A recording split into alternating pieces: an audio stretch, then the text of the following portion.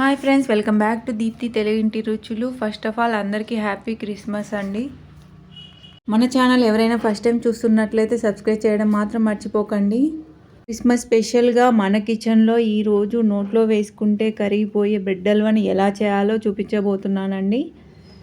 యాక్చువల్గా bread halwa recipe చేయడం అంటే చాలా ఈజీ అండి. అందులోనూ ఈ ప్రాసెస్తో చేస్తే చాలా ఈజీగా, సింపుల్గా, అలాగే మరింత టేస్ట్గా అయితే ఉంటుందండి. బ్రెడ్ హల్వాను క్విక్గా డిలీష్గా చేయడానికైతే ఇక్కడ నేను 5 బ్రెడ్స్ తీసుకున్నానండి. నేను ఇక్కడ వీట్ బ్రెడ్ తీసుకున్నానండి. మీరు కావాలంటే మిల్క్ బ్రెడ్ కూడా తీసుకోవచ్చు.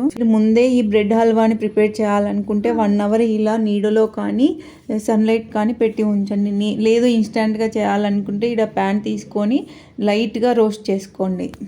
ఇలా చేయడం వల్ల మనకి బ్రెడ్స్ అనేది స్మూత్గా మెత్తగా ఉంటాయి కదండి. ఇలా చేస్తే మనకు లైట్గా క్రిస్పీగా వస్తాయి. అలాగే మనకు పీసులుగా కట్ చేసుకోవడానికి ఈజీగా వస్తాయండి. నేను ఇక్కడ కిచెన్లో యూస్ చేసే సిజర్ని తీసుకొని ఈక్వల్గా 4 పార్ట్స్గా కట్ చేసుకుంటున్నానండి.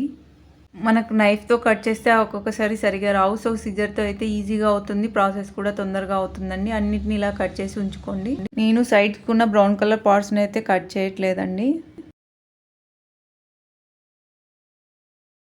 ఇప్పుడు ఒక ప్యాన్ తీసుకొని ప్యాన్ హీట్ అయిన తర్వాత అందులో ఆయిల్ వేయండి. 2 టేబుల్ స్పూన్ ఆయిల్ వేసి ఆయిల్ హీట్ అయిన తర్వాత మనం కట్ చేసుకున్న బ్రెడ్ పీసెస్ని వేసుకొని బాగా ఫ్రై చేయాలండి. మనం వీటిని వేసిన తర్వాత మీడియం ఫ్లేమ్ కానీ లో ఫ్లేమ్లో ఉంచి వీటిని ఫ్రై చేసుకోవాలండి. ఇలా థిక్ బ్రౌన్ కలర్ వచ్చేంత వరకు మనం వీటిని ఫ్రై చేసుకోవాలండి. ఇలా ఫ్రై చేసుకుంటే మనం ఫుడ్ కలర్ కానీ సాఫ్రాన్ కానీ యూజ్ చేయాల్సిన అవసరం ఉండదండి. మనం ఇలా 4-5 ఒకేసారి వేసుకొని ఫ్రై చేసుకోవాలండి. మనం ఎక్కువ ఆయిల్లో లేకుండా ఇలా 1 or 2 స్పూన్స్ వేసుకుంటూ ఫ్రై చేసుకోవాలండి. ఎక్కువ ఆయిల్లో వేసినామనుక మనకు బ్రెడ్ అనేది ఆయిల్ హెవీగా అబ్జర్వ్ చేస్తుంది. సో మనకు ఆయిల్ ఎక్కువ లేకుండా ఇలా 1 or 2 స్పూన్స్ వేసుకొని ఫ్రై చేసుకోవాలండి. ఇప్పుడు అదే ప్యాన్ తీసుకొని 2 టేబుల్ స్పూన్ నెయ్యి లేదా ఆయిల్ వేసుకోండి. నేనైతే నెయ్యి వేసుకున్నానండి. అందులోని హ్యాండ్ఫుల్ డ్రై ఫ్రూట్స్ వేసి బాగా ఫ్రై చేయండి, గోల్డెన్ బ్రౌన్ కలర్ వచ్చేంత వరకు. మరొకసారి అదే ప్యాన్ లేదా ఇంకొక ప్యాన్ అయినా తీసుకోండి. నేను అదే ప్యాన్ తీసుకున్నానండి. ఇందులో 1.5 కప్స్ వాటర్ని అయితే వేసుకున్నానండి. వాటర్ మనకి హీట్ అయిన తర్వాత ఇందులోకి 1 కప్ షుగర్ని వేసుకోండి. 1.5 కప్ వాటర్కి 1 కప్ షుగర్ సరిపోతుందండి. షుగర్ వేసిన తర్వాత ఒకసారి అంతా మిక్స్ చేసి మనకు షుగర్ సిరప్ ఇలా ఉండాలండి. షుగర్ మొత్తం కరిగిపోయి ఉండాలి. థిక్ పాకం అవసరం లేదండి. మనం ఫ్రై చేసుకున్న ఈ బ్రెడ్ పీసెస్ని తీసుకొని ఇప్పుడు షుగర్ సిరప్లో ఒక్కొక్కటిగా వేసుకోవాలండి. వీటిని వేసిన తర్వాత మనం మీడియం ఫ్లేమ్లో పెట్టుకొని బాయిల్ చేసుకోవాలండి. ఇలా మీడియం ఫ్లేమ్ పెట్టుకోవడం వల్ల మనకి ఈ షుగర్ సిరప్ అనేది ఈ బ్రెడ్స్ మొత్తానికి కలిసిపోతుందండి.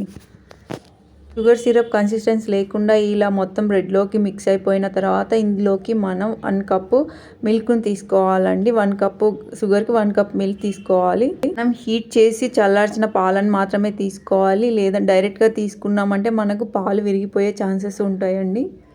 వేసిన తర్వాత ఇలా 2 మినిట్స్ పాటు అలా స్ప్రెడ్ చేస్తూ ఇలా వచ్చేంత వరకు ఫ్రై చేయాలండి. ఇందులోకి మనం ఫ్రై చేసి పెట్టుకున్నాం కదండి, ఆ డ్రై ఫ్రూట్స్ని వేసుకోవాలండి. ఫైనల్గా మనకు డెలీషియస్ బ్రెడ్ హల్వా అయితే రెడీ అయిపోయిందండి. చాలా ఈజీగా క్విక్గా అయితే రెడీ అయిపోయిందండి. టేస్ట్ కూడా చాలా బాగుందండి. మీరు ఈ రెసిపీని ట్రై చేసి కామెంట్లో నాతో షేర్ చేసుకోండి మీకు ఎలా వచ్చిందో. మీకు ఈ రెసిపీ నచ్చితే లైక్ చేయండి, కామెంట్ చేయండి. అలాగే మీ ఫ్రెండ్స్కి ఈ రెసిపీని షేర్ చేయండి. మరిన్ని న్యూ రెసిపీస్ కోసం మన ఛానల్ ఫస్ట్ టైం చూస్తుంటే సబ్స్క్రైబ్ చేసుకోండి. Thank you for watching.